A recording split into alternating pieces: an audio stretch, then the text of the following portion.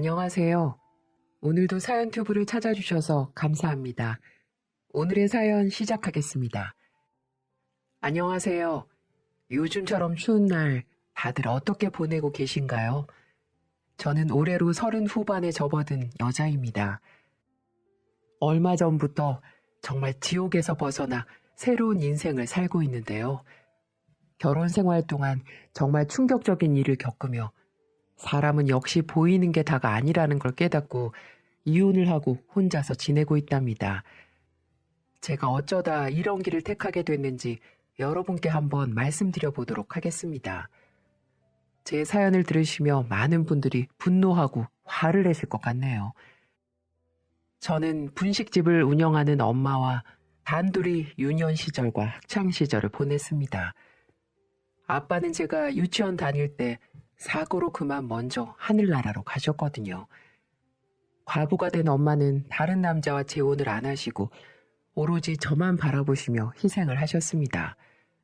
엄마는 언제나 제 편이셨어요. 사춘기에 접어들면 보통 한 번씩은 반항 같은 걸 하잖아요.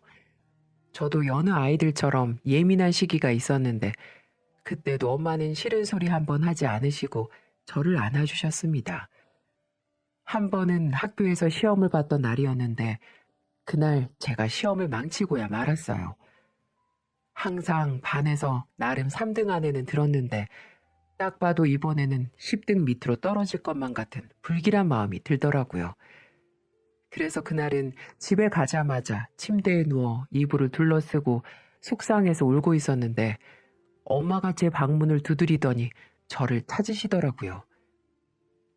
우리 딸 저녁 먹어야지. 됐어, 안 먹어. 엄마나 먹어. 그래도 먹어야지. 배고프면 잠도 안 오고 아무것도 하기 싫은 법이야. 어서 와, 우리 딸이 좋아하는 고기 반찬 해놨어. 먹기 싫더라도 엄마랑 맛있게 먹자. 얼른. 아니, 먹기 싫다는데 왜 사람을 짜증나게 하는데? 내가 지금 나이가 19살인데 엄마는 내 의사를 존중해주면 안 돼? 내가 기분이 안 좋아서 안 먹겠다고 하면 그런가 보다 하고 넘어가면 안 되냐고. 언제까지 우리 딸 이러면서 시시때때로 간섭하려고 그러냐고. 지겨워 죽겠어 정말. 빨리 문 닫고 나가. 알았어. 엄마가 미안해. 엄마는 이렇게 제가 짜증을 내고 막말을 일삼아도 제게 소리 한 번 내지 않으셨습니다. 그 이유는 단 하나였어요. 저희 아빠는 제가 유치원 때 돌아가셨다고 하는데 솔직히 기억이 잘 나지 않습니다. 그때부터 엄마는 제가 가엾고 불쌍해 보였는지 회초리보다는 사랑으로 저를 보듬어 주셨어요. 하지만 저는 그 마음을 감사하게 생각하기보단 엄마니까, 나를 낳아주신 엄마니까 당연한 거 아니야? 이렇게 생각을 하고 살았던 것 같습니다. 참 나쁜 딸이었죠. 그러던 어느 날 학교에 다녀와 냉장고에서 물을 꺼내 먹으려고 하는데 식탁 위에 무슨 병원 검사 결과지 같은 게 제 눈에 보였습니다. 엄마는 화장실에서 일을 보고 있었고 호기심에 이건 뭐지? 하고 들여다보게 되었죠. 저는 그 종이를 들여다본 순간 충격을 받고야 말았습니다. 거기에는 엄마가 유방암이라는 진단을 받은 결과지였어요.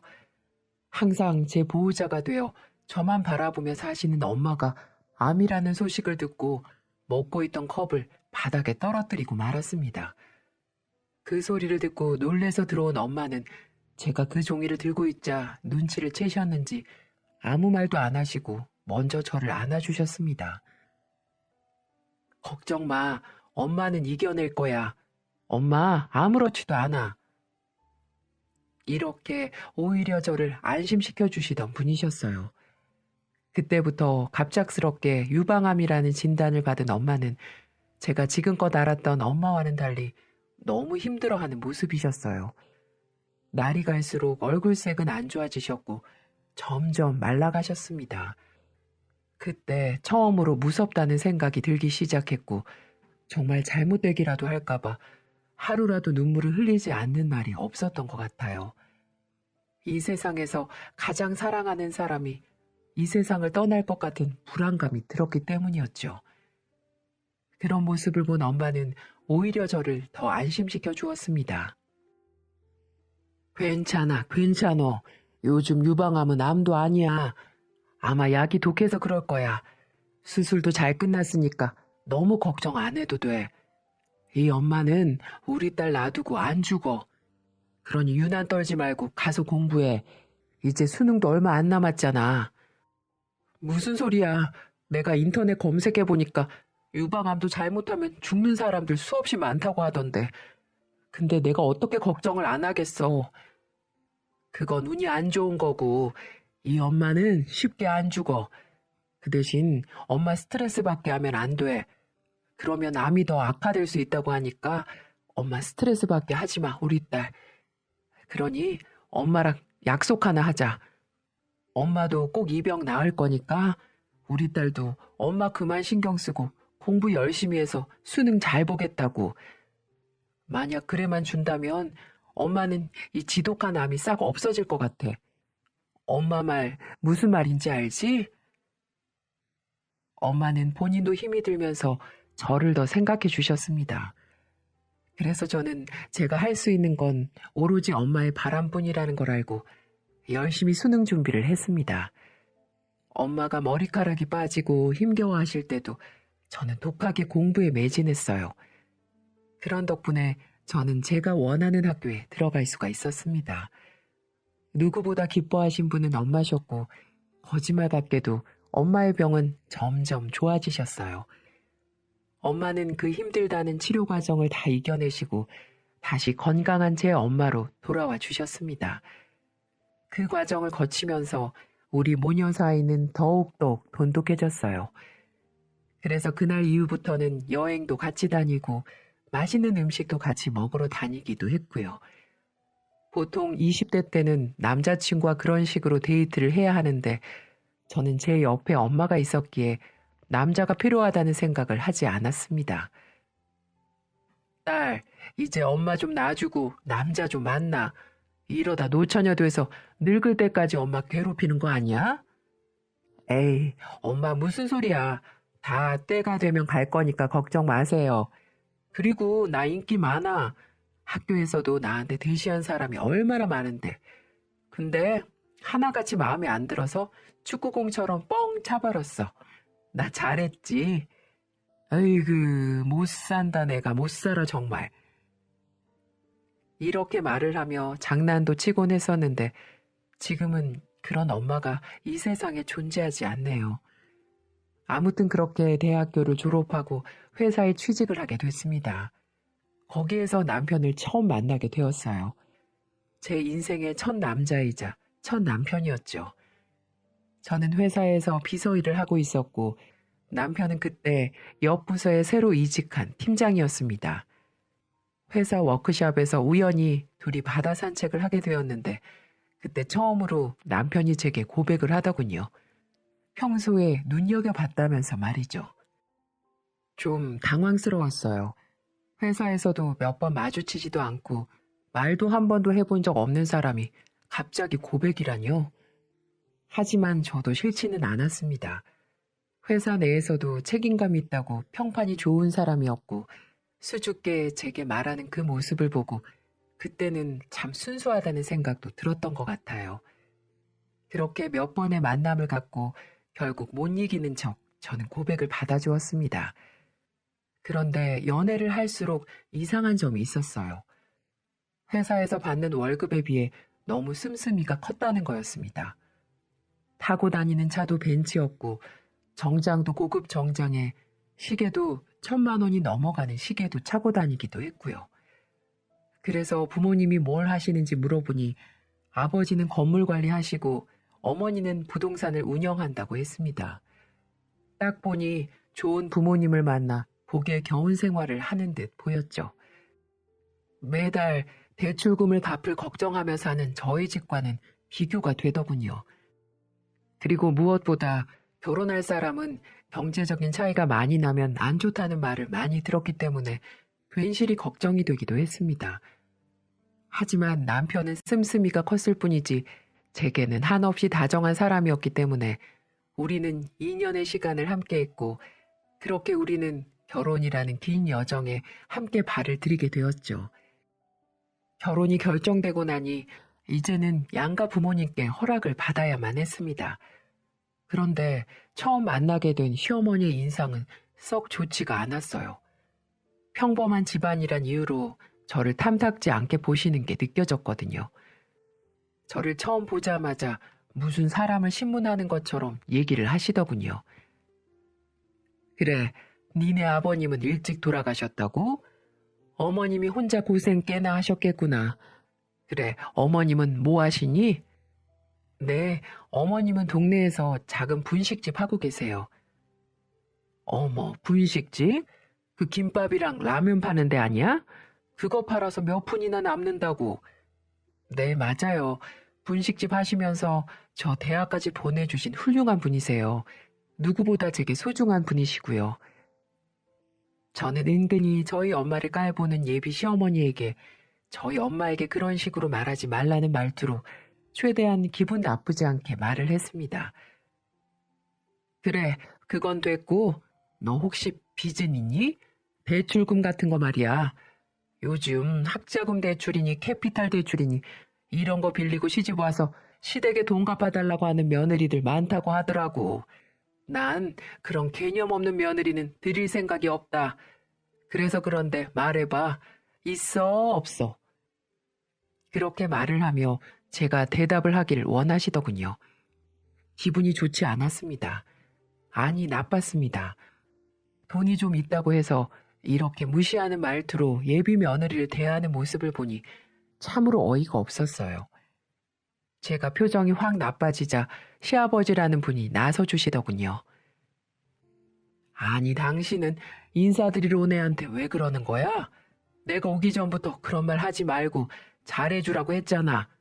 분위기 깰 거면 나가. 지금 시대가 어느 시대인데 며느리 불러서 갑질이야? 그리고 아가, 미안하다. 내가 대신 사과하마. 네 시엠이 될 사람이 사기를 많이 당해서 그런 거야. 그러니 너무 기분 나빠하지 말고 이해하거라. 그리고 나는 네가 이렇게 와준 거에 대해 대환영이야. 우리 아들이 너를 얼마나 칭찬하던지. 난 우리 아들이 좋다고 하면 나도 좋다. 그러니 우리 앞으로 잘 지내보자꾸나. 예비 시아버지는 그렇게 말씀하시며 저의 기분을 풀어주셨습니다. 정말 그분이 아니셨다면 당장이라도 나가고 싶은 심정이었어요. 그렇게 좀 찜찜한 마음을 갖고 시댁에 인사를 드리고 저희 집으로 인사를 갔습니다. 엄마는 남편을 보자마자 기쁘게 안아주셨고 앞으로 행복하게 잘 살라는 말씀을 하시고는 진수성찬을 차려주셨습니다. 시모처럼 아무 부담도 안 주셨어요. 그저 제가 잘 사는 모습이 당신의 행복이라면서 말이죠. 그렇게 저는 엄마의 든든한 응원 속에 결혼을 하게 되었습니다. 정신없던 결혼식을 마치고 신혼 초반에는 정말 더할 나위 없이 행복했어요. 더 이상 밤에 각자의 집으로 돌아가지 않아도 되고 함께 일상을 나눌 수 있다는 것이 너무 좋았죠. 이 행복이 영원할 것만 같았어요. 하지만 누군가 결혼은 신혼 3년 후부터가 진짜라고 했던가요? 결혼 3년 차부터 이 행복은 점점 무너지기 시작했습니다. 문제는 바로 시댁 식구였어요. 정확히 말하자면 시어머니와 시누이 때문이었죠. 결혼식 이후 시모와 제 사이는 서먹서먹한 관계였어요. 그도 그럴 것이 제게 결혼 이후에도 그렇게 쌀쌀맞게 대하시는데 어떻게 다가갈 수가 있겠어요? 그래서 안부 전화도 잘 안 하게 되고 싹싹하게 어머님, 어머님 하고 안 했더니 본인을 무시한다고 생각했는지 그때부터 저를 구박하기 시작했습니다. 말도 안 되는 걸로 트집 잡는 건 기본이고 제가 어디 식당 가서 적립이나 할인을 챙기면 가난한 집안이라 거지 근성이 몸에 배었네 라고 하며 막말을 짓거리더라고요. 이렇게 점점 심한 말을 하기 시작했습니다. 다정하던 남편도 이때부터 조금 이상해졌어요. 저도 모르는 사이에 핸드폰 비밀번호로 잠궈놓기 시작했고 유난히 야근도 잦아졌어요. 심지어는 밤에 회사에서 연락이 와서 잠시 갔다 온다면서 몇 시간씩 돌아오지 않기도 했고요. 이럴 때 여자의 촉이라는 게 발동하는 건지 쎄한 느낌이 들어 저는 남편이 나갈 때 한번 따라가 보기로 했죠.